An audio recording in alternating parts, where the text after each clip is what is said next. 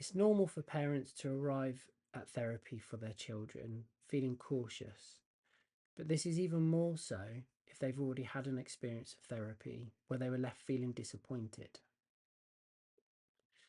They may have already invested time and money and hope into a previous therapist, only to feel that progress was really limited or to feel their child wasn't really opening up.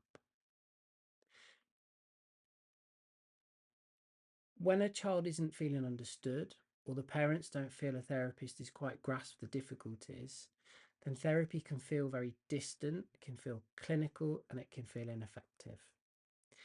When that happens, parents, of course, are going to question things. Is is the process working? Is the person right for their child? Is therapy something that actually makes change? And is this a reflection of poor judgment on their part? What's really important in therapy isn't always about the therapy itself, but fit is really fundamental. A lot of people assume that if therapy isn't working, then it means one of two things. Either their child isn't engaging in it properly, or therapy just isn't effective. Truthfully, it's not really the full picture. It's a little bit boring to say this because you'll hear it a lot, that therapy isn't a one size fits all process. And more importantly, and especially with children, it's not necessarily about the method that's being used, but it's the relationship with the therapist. And this is something that has been continuously found when looking at different approaches of therapy, that fundamentally the relationship is what really makes a true difference. So if your child doesn't feel safe, and I mean that in the sense of feeling safe to build trust with someone, if they're not feeling like they're quite understood, or there isn't that click with the person in front of them, lacking a connection, then it's going to be much harder and they're more likely to not open up. So without these things, it means that progress is much more limited, not impossible, but it does make it a lot harder, no, regardless of the approach and how qualified a therapist is. So there are three kind of broad areas I want you to think about that need to be in place for therapy to truly work with a child. Firstly, connection before intervention. We have a belief that the child's going to respond to the technique. Actually, they respond to trust. Before any really deep work can begin, the relationship must feel safe, which means someone must come in and feel relaxed and comfortable. There needs to be a level of consistency, and the therapist needs to be able to attune to the child and what's taking place for them.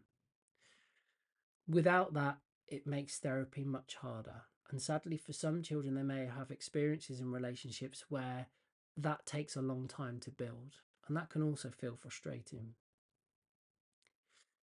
Secondly, the approach needs to be developmentally specific. So, children aren't small adults. We have a belief that children need to sit there and talk as an adult would. What's more important is a therapist needs to match their intervention to the emotional age and stage of the child. They need to be aware of managing their nervous system regulation and also about the communication style. Specialising in younger children, we use play and creativity. We can use that with all ages, but this is how younger children, particularly kind of primary school children, that's how they communicate what's happening for them.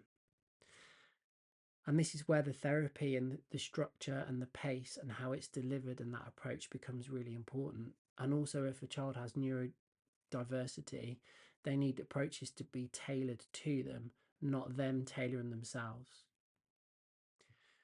We also want to think about how do we measure progress in therapy.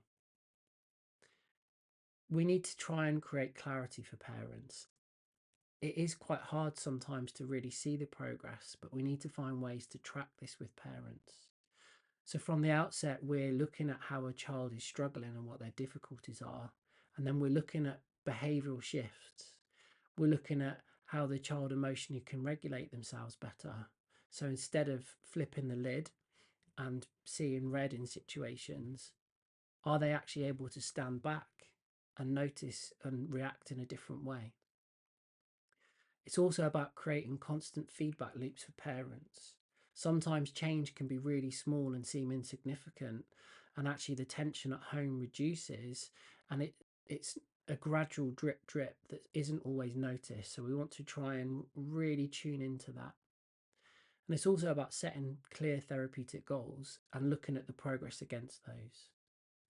And when we can offer this to parents and families, have some form of a roadmap and something to look at from the beginning and through progress, then the confidence in the intervention can be much more solid.